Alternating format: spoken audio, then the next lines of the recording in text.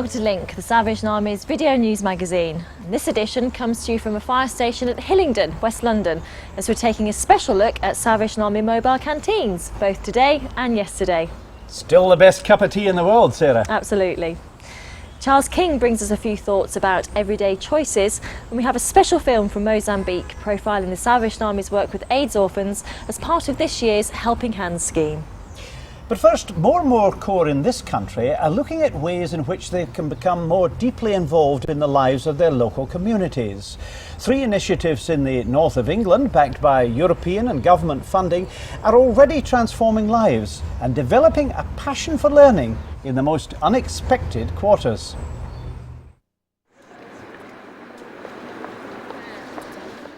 I started learning at 70 and I'm still on the way. So which one have we decided to use?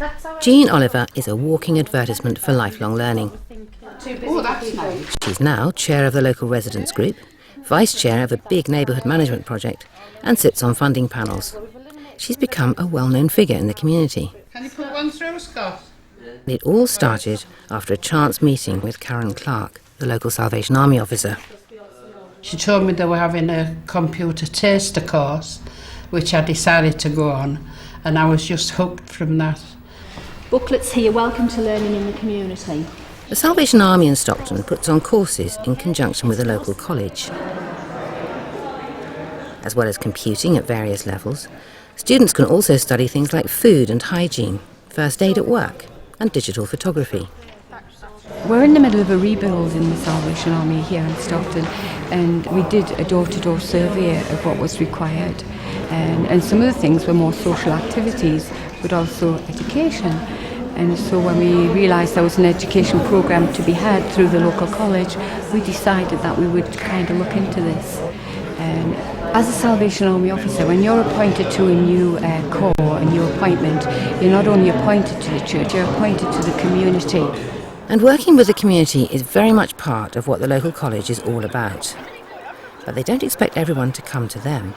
Often adults, yes, have been to school, but they've come out with maybe not very good memories. They haven't particularly enjoyed school, so they wouldn't necessarily come through the doors of quite a formal college. They prefer to do some beginner education where it's more friendly, more welcoming in their local community. They can go along with their friends and they can get started and see that learning is fun.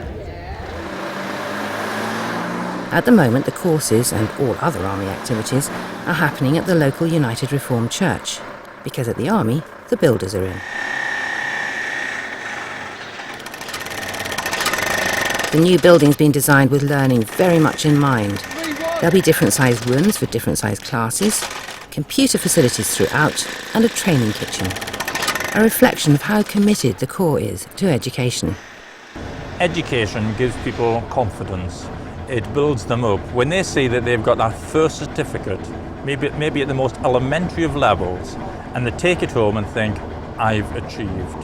When I used to get my certificates, I used to say, ooh, no certificate, and I bring it down here and get it laminated. And then it goes in a drawer. I've got about 15 now, I think. She's now working with this island. This evening, Jean is chairing a local residents' meeting. Right, welcome to you all. Are there any apologies? If I hadn't done the courses, I would have been sitting at home still. So it was the start of all this.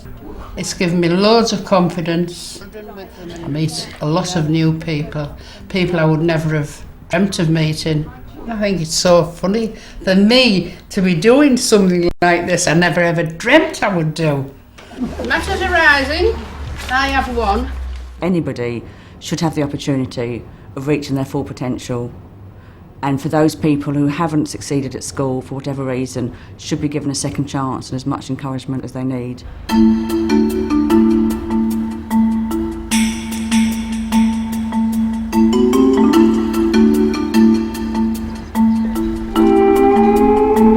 In the heart of Southwick is the Salvation Army's Shakespeare House, where they're holding a special open day.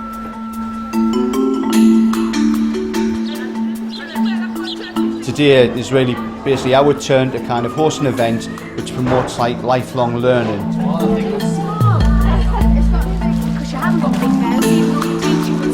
we've got 1 or 2 different attractions, and we've got all different agencies taking part.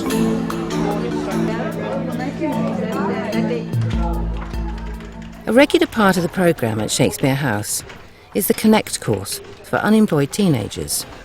Well, the Connect course is to bring up our basic skills levels and everything. So like English, maths, and like gets us up to standards. So like at the end, we get a qualification what can get us first entry level into college, plus get us somewhere for like when we go for jobs and that. With his new skills, Paul's now got a job in a diving shop. For Sam too, the Connect course has done wonders. I've made like loads of new friends. I'm building my confidence up, because when I first started I was like really quiet, but now I'm chatting and I get on with loads of people. It's just really good. And it's led to Sam being able to train as a chef.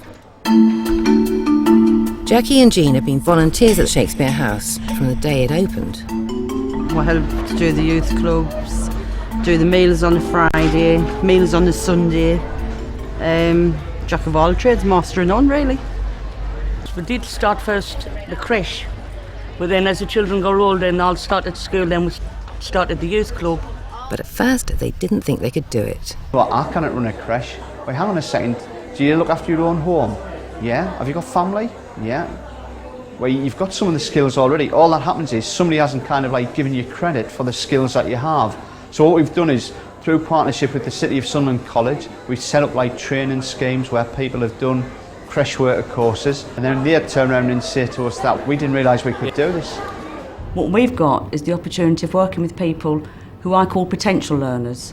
They don't actually realise the opportunities are there for them. They think they've done badly at school, they're not going to get another chance. So it's about us doing those first steps into learning. Julie Collins is a basic skills tutor. She holds regular classes at James Lee House, a Salvation Army hostel for men in Warrington. Today, she's taking a group to Sherwood Forest.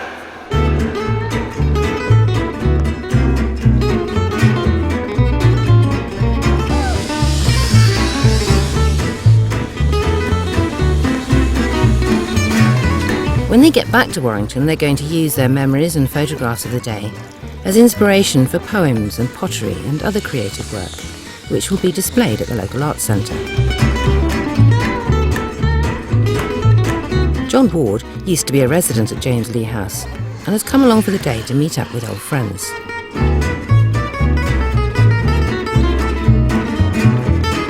Until recently, John and education didn't seem to mix. School to me was a hindrance. I wanted to be out doing other things. I didn't want to be stuck in a school where teachers were telling me what to do. But then at James Lee House, some friends suggested going to one of the classes led by Julie Collins. So I wandered in, not really wanting to do anything. It was just to see what was happening. The task that Julie set us to do, I actually enjoyed doing it. So I started going every week.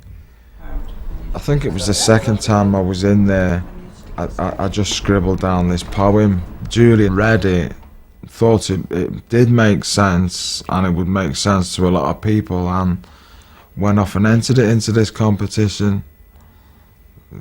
When I won, it was a complete surprise to me.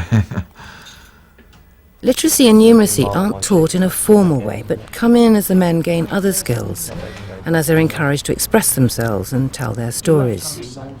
To value people's stories, that's one of the most important things. To value them as, who they are, and not make judgments. And so it's listening and hearing and finding ways to do that. At a recent weekend away, the project was to devise and then make a Snakes and Ladders board, which reflected the life stories of James Lee House residents. Working with like yourself is therapeutic, the feel of it in your hands, but when you can actually construct something like this and put your thought into it, it's a real big help. John didn't think his writing award would lead to anything, but Julie Collins had other ideas. She asked John what he wanted to do next. Jokingly, I just said, well, I wouldn't mind going to university. But I was only joking, and Julie was serious, and it was like straight in the car, straight in the college, fill of forms, and with 3 days to spare, and send it off. John has just completed his first year at Liverpool John Moores University, studying English literature, cultural history and creative writing. That's a major achievement for me, to just pass the first year, to get into the second year so I can progress and actually get my degree, which is something I would never have dreamt of. I think the Salvation Army should be involved in lifelong learning because it's at the root of what the Salvation Army is about. We're about not just bringing people to Jesus, but at satisfying their social needs as well. I think knowledge is power, and if you can empower people to take control of their lives, they are going to do much better in society. Some fantastic initiatives there, giving people real choices about their education. And talking of choices, Pepsi, 7-Up, here's Charles. If the early 21st century is marked by anything, at least in the Western world, it's the huge number of choices we have to make. When you come to a shopping centre like this, for example, the choices available to us are endless. At the supermarket, for example, we're faced with dozens of different types of bread, hundreds of different packets of biscuits, thousands of products, all demanding to be chosen. And here's the thing, most of the time we're not choosing between something good and something bad, but between two or more good things. Choosing between good and bad is actually quite easy. Choosing between good and good is much more difficult. The fact is, every time we choose something, we reject something else, and most of the time we're rejecting something perfectly good. Which means by the time you get to my age, you've rejected a huge number of very good things. It means the possibilities for regret are immense. What if I decided to remain a journalist and not become a Salvation Army officer? Or if I'd chosen to be a politician or a lawyer or a policeman? What sort of life would I have had? How happy would I have been?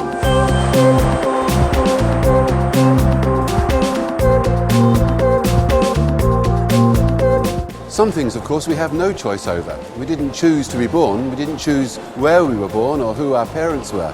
We didn't choose our genetic heritage or our appearance or the sort of upbringing we had.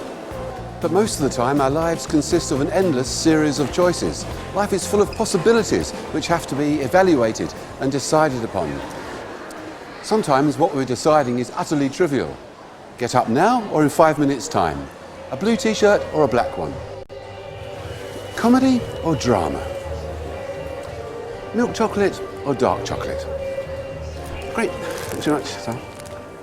Very occasionally you can have both options, but most of the time you have to choose between them.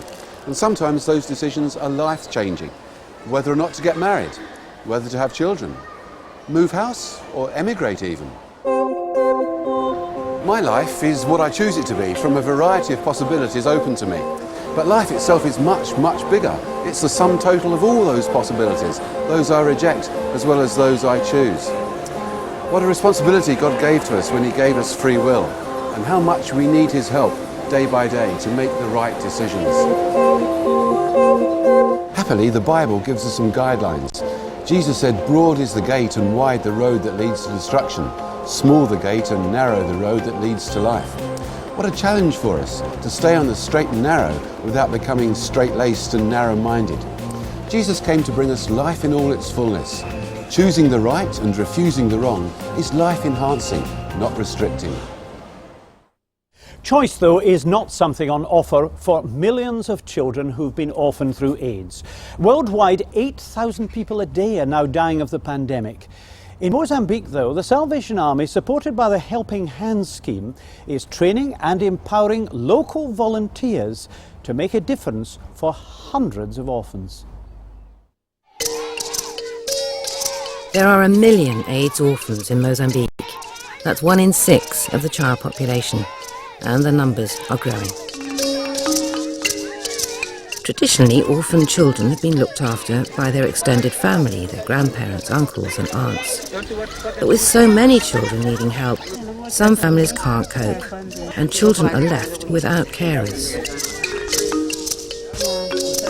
The Salvation Army has been recruiting teams of people who volunteer their time to support orphaned and vulnerable children. They're local people who know their communities well and who can give some of their time to help others. They call themselves activistas. Marta is a member of the facilitation team which recruits the activistas. She's been volunteering for a year. We're trying to resolve some of the problems faced by children. We have children who are orphaned and vulnerable, children who haven't been to school, children who don't have enough food. So what we're doing is very important. Many of the activistas go to the Salvation Army on a Sunday. This is Mashava Corps, one of 6 Salvation Army churches in the suburbs of Maputo. Antonio is 9 years old and has just started coming here.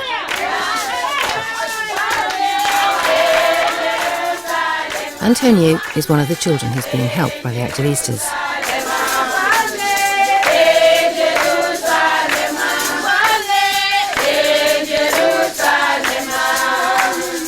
Because the Salvation Army churches have a strong community base, they play an important part in supporting children who've lost their parents.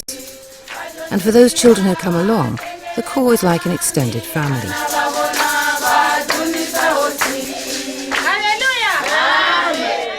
Antonio lives with his 3 brothers, just a stone's throw away from the Corps.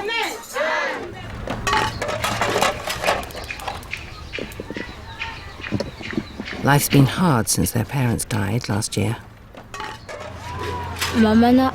First of all, my dad became ill, and then he died.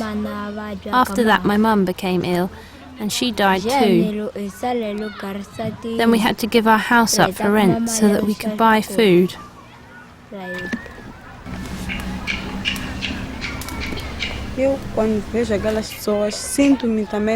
These boys are part of our neighbourhood. I really feel for them. Nobody deserves to go through what they've been through. It hurts me to think about it. We're trying to do whatever we can to help. One of the things they're doing is teaching children basic skills to help them survive. Antonio attended a gardening workshop in how to grow fruit and veg, and is now passing on his knowledge to his brothers. They've been putting their skills to good use. Everyone's hoping that their little garden will yield some good crops.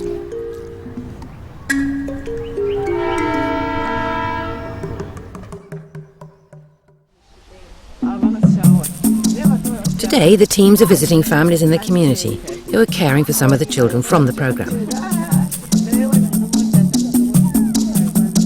The visits give the team a chance to catch up with the families they're working with and learn about any problems they're having.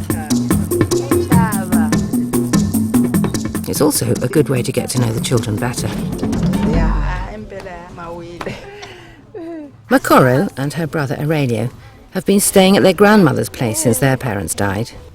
Their grandmother works away from home, so they spend a lot of their time alone. The team's been visiting them for a few weeks now, and are hoping to get both Makoro and Aurelio into the local school. But in the meantime, they've started attending a workshop near to their home, learning how to make blankets and presentation boxes. Ruta runs the group. Eu penso que é bom porque depois. I believe these courses are good because learning these skills can help them. At the moment, they don't have any way of managing. They've lost their fathers, they've lost their mothers, and they're on their own. So learning these skills might make their lives a bit easier. The workshop is also a stepping stone to getting back to school.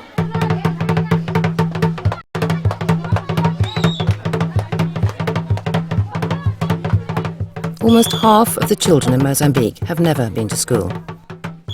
Only a third get the opportunity of secondary school, and almost all that do have to pay for it.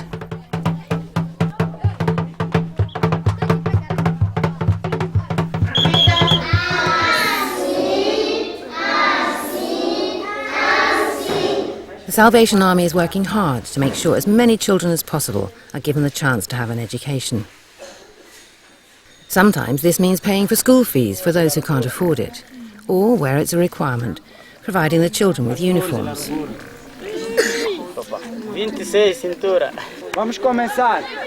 It's not only formal education that's being promoted by the Activistas. Every weekend, hundreds of children turn up to the kids' clubs. Okay, faster, go fast. Faster, go fast, go fast. The clubs give support to children who are experiencing the trauma of losing parents and family members. This is one of 4 clubs the Salvation Army is running.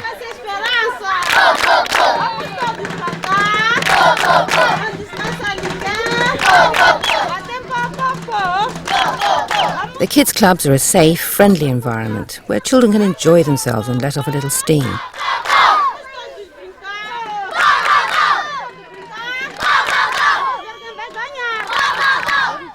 But it's not just about playing. There's also time for reflection. All the team members have been trained in how to counsel children, so that at the club they're able to give them emotional and psychological support. For Marta, working with orphan children is of personal significance. Her own mother died when she was young. A minha experiência pessoal que estou a usar neste programa é que também passei I've been through what these kids are going through. I know what it's like. I learned that if you're going to cope, you have to talk about it. It was because I talked to others that I've come through. And now I encourage children to talk about their situations, to open up so that they can cope. Pessoal, a experiência que eu levo para as crianças. In a quieter moment, the children are asked to make a drawing in the sand about what's on their mind. Dirty. Como se chama dirty? Dirty in English. Abu says his boat will help him leave Mozambique and travel to South Africa down the coast, where his uncle will look after him. Manuel has drawn his family's house, but he's added steps so he and his 7 brothers will be safe if the floods come again.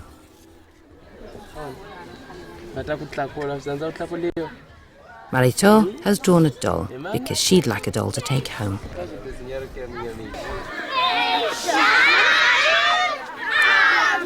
The work here is making a real impact, but the challenges are still huge.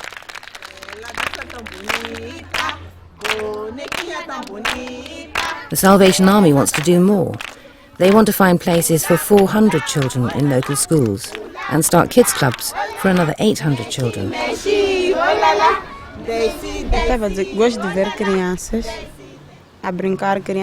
The work is important because kids should be happy. They need to be happy. They need to make friends. At the club, kids who don't know each other can meet and play together. At home, these children are sad, but coming here, away from home, it gives them a chance to be happy.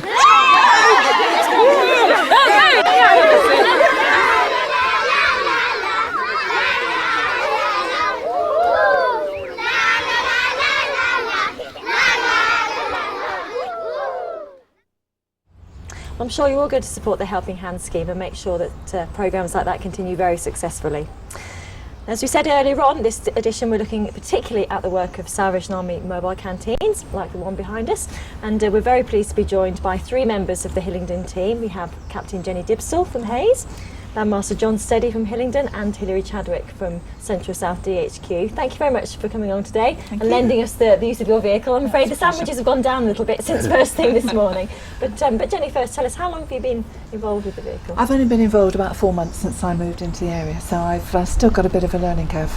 Right, so you're kind of a beginner, you're one of the freshers. Yes, but I actually hold the pager, yeah, so, yeah. It seems to me that you provide as big a service for the emergency services themselves as for the public. They expect you to be there now, don't they? Yes, they do, yes. Yeah. What kind of reaction do you get when you kind of roll up?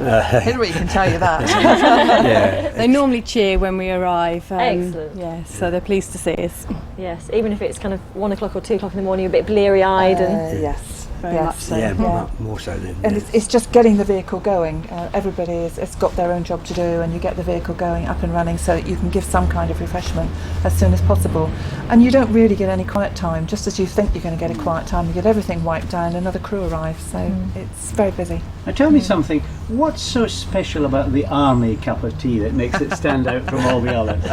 I don't know. I seem to be making army cups of tea for a long while, even before I was an officer.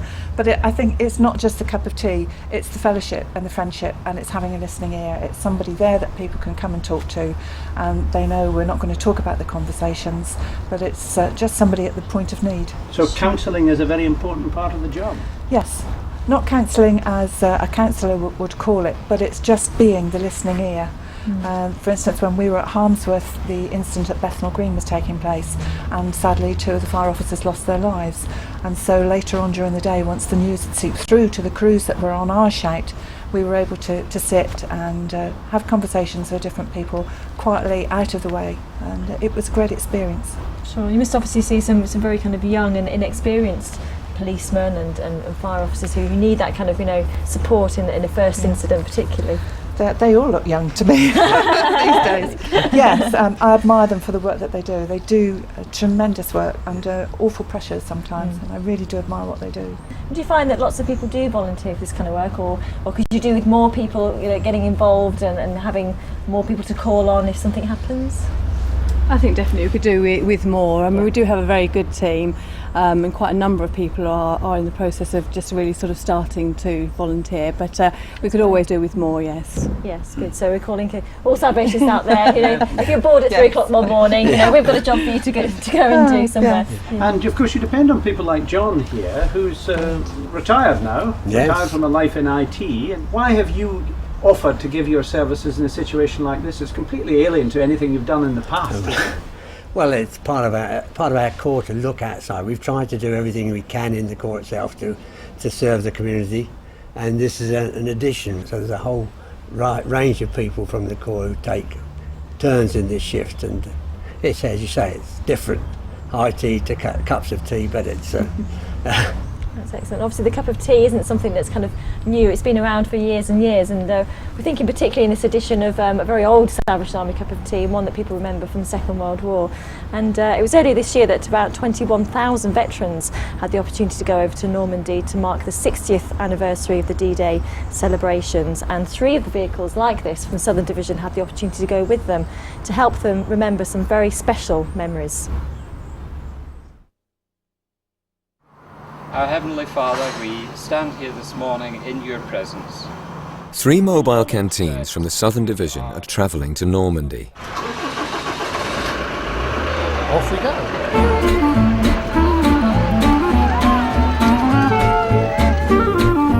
They're going to support the veterans taking part in the 60th anniversary commemorations of D-Day.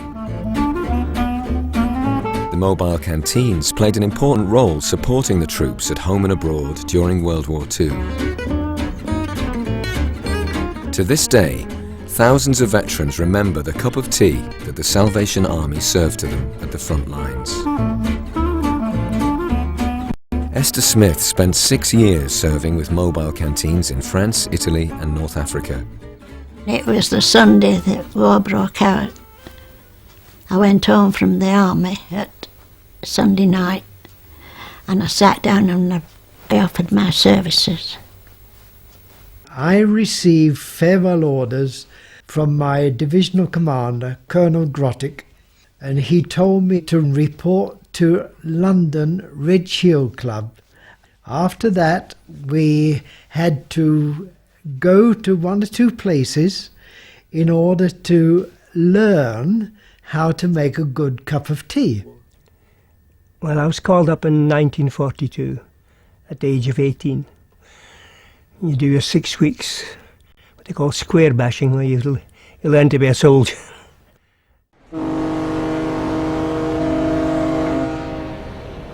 The team leave Portsmouth Harbour.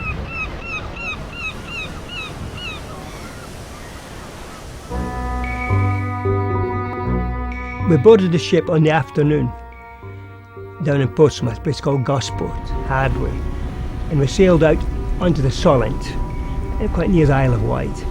It was just ships everywhere. You could see there was all different sizes, some big and some small. But, you didn't know what to expect. Remember, we've been training all these years in England, just pretending to be sold, pretending to.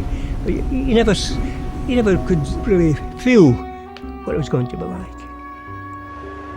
We landed at Arromanch, D-Day plus 20, and they saw the Salvation Army, and they asked for a cup of tea, and within 10 minutes of landing, they had a cup of tea from the Salvation Army Red Shield.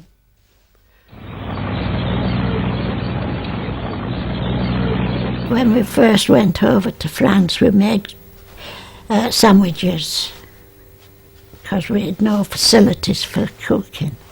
We'd go to the vineyards and get fruit, oranges and grapes, and they used to appreciate all that.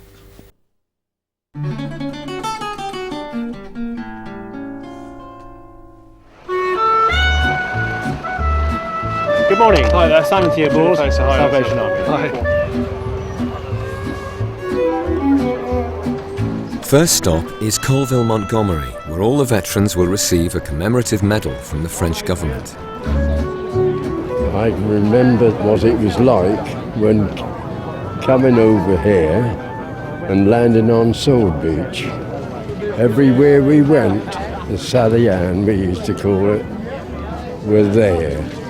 And having the services, and it was very nice. 2 coffees here. 2 coffees. No, I said you did a good job. That's fine. There you go. The Salvation Army's always been into the business of supporting people, and when we first thought of this, we thought, well, yeah, the Salvation Army needs to be supporting these guys again as they come, their families, and that's why I think it's important. They did so much for us, we're paying them a little bit back. They're always up the front where nobody else is. Yes, indeed. They're always ready with a cup of tea. We were pleased to see you all those years ago. Yeah. And come back here. Oh, yeah, definitely. Find you here today. Oh, that's right. Yeah. Oh, they did a tremendous job. It was a godsend. It's a strange experience going back again, because it doesn't seem 60 years. As if it's just a few weeks ago since we were on the beaches.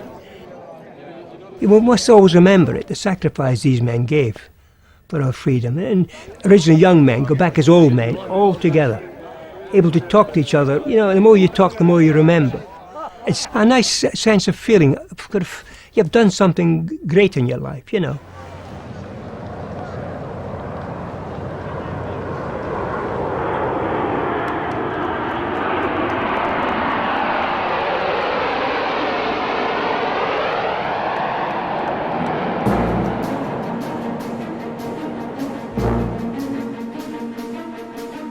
First night I slept under my wagon, under the truck.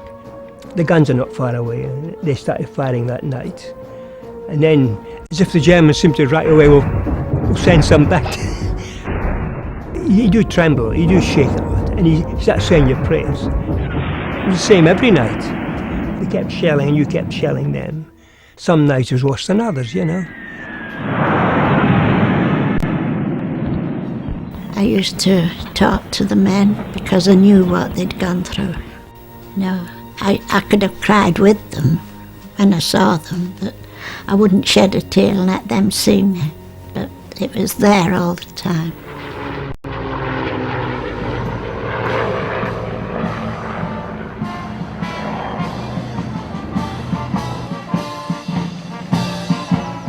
"29,000 British soldiers landed here on D-Day.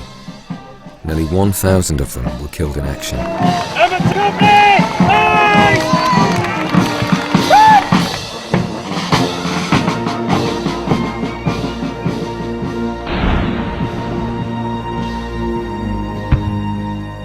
They were fighting at Bayeux. They were fighting at Caen, which went on for weeks and weeks after we landed. But we were taken to a nunnery, waiting orders to go to selected spots and set up canteens and serve the troops. It always seemed to be there, you know, issuing tea and these little scones, you know, these sweet scones, rather nice, you know, and they seemed to be about when you needed them. And they were brave people too, because they were liable to get bombed or shelled. So these people took their lives in their hands as well, you know. Well, we got bombed, didn't we? We got burnt down the canteen. And the officers that was in charge, Major and Mrs. Scott, and they lost everything that they had on what they stood up in.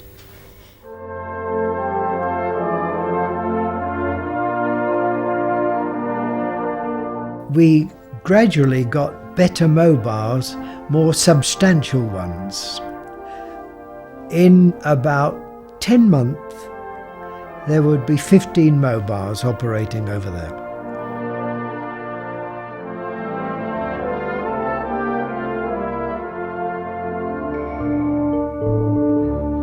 The things to remember is the animals. Upside down, they've been blown up, you know, and it's a bit distressing, you know, and horses running about with shrapnel in them, you know. And I always thought these animals, that D-Day morning would be grazing, because when you go back now to Normandy, it's the most beautiful country. And there's the cow, they're grazing away, peaceful and quiet, beautiful wildflowers.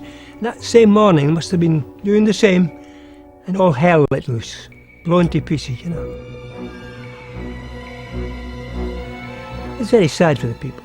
It's a sad thing, war. Terrible. Terrible thing.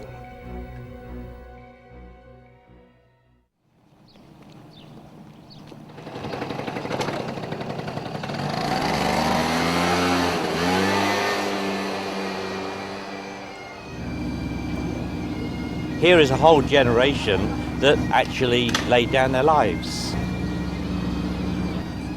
And somehow it doesn't sort of seem a fair exchange, a cup of tea for a life. And so just let's bring those thoughts to the Lord in prayer. Father God, we first thank you for the gift of this new day, with its obvious beauty and with its obvious busyness and with your obvious presence.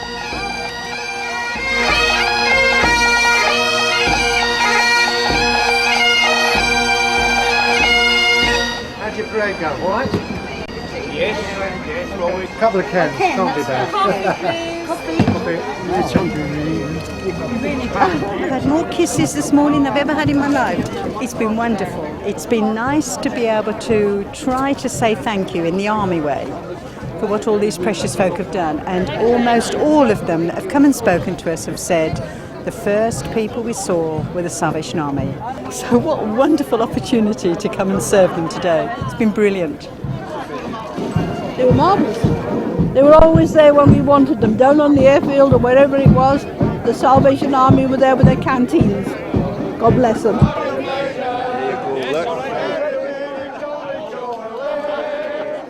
Don't forget to wake me in the morning and bring me up a nice cup of tea. Oh, blimey, keep on coming. Sergeant Major, Sergeant Major, be a mother to me. And I'll be some mother. Will you please get in ranks of 5? In ranks of 5. Is that clear? So the first man here, please. Come on. Who's the first man? Stand down!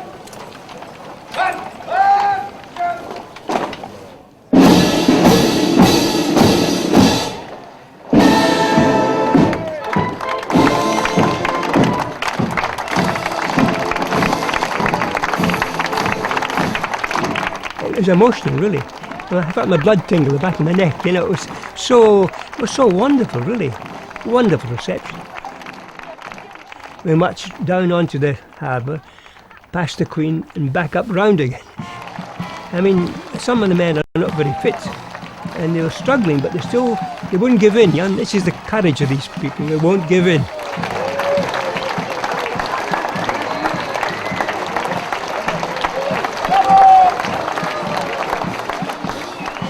It was rather an emotional time. To think we won't ever be together as many, never again. So really it was quite a momentous occasion for me anyway. I'm a wee bit sentimental, but it was really something I'll always remember. All right, tea or coffee? Tea. Yes. I'll fill the coffees up for this one, you know. when I've gone collecting and people have said, we'll always give to the army because they did so much during the war. I said, well, I'm pleased you did it because I'm one of the ladies that did it. And it kind of made me happy to think that they remembered, even when they came home. I enjoyed every minute of it. I was doing something I'd always wanted to do, help people. That was my nature. And it was some of the happiest years of my life.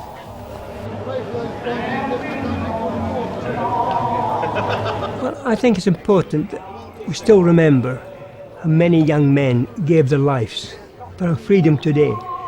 These poor fellas, great friends, great pals. We trained together all these years in England. They were cut off in their 20s and their 30s, you know, it's a sad game, really. So I don't grumble much. I've had my ups and downs, but I still think, well, I could be elsewhere. It wasn't for the man above looking after us. There must be a path somewhere along the way. I think you twist and turn, you're pushed around, but there's a reason for everything in life. And we'll know one day. I hope so anyway. I hope so. Some poignant memories from a Second World War veteran, just one of tens of thousands who've every reason to be thankful for the Salvation Army's presence on the front line. That's right, Bill. So all it leaves us to do is to say goodbye and remind everyone that there's nothing like an army cup of tea. There's nothing like an army cup of tea. There's nothing like an army cup of tea. They produce it on the spot, from Hong Kong to Aldershot. Oh, there's nothing like an army cup of tea. Oh, there's nothing like an army cup of tea. There's nothing like an army cup of tea. They produce it on the spot, from Hong Kong to Aldershot. Oh, there's nothing like an army cup of tea. There's nothing, nothing, nothing, nothing, nothing, nothing, nothing. Oh, there's nothing like an army cup of tea.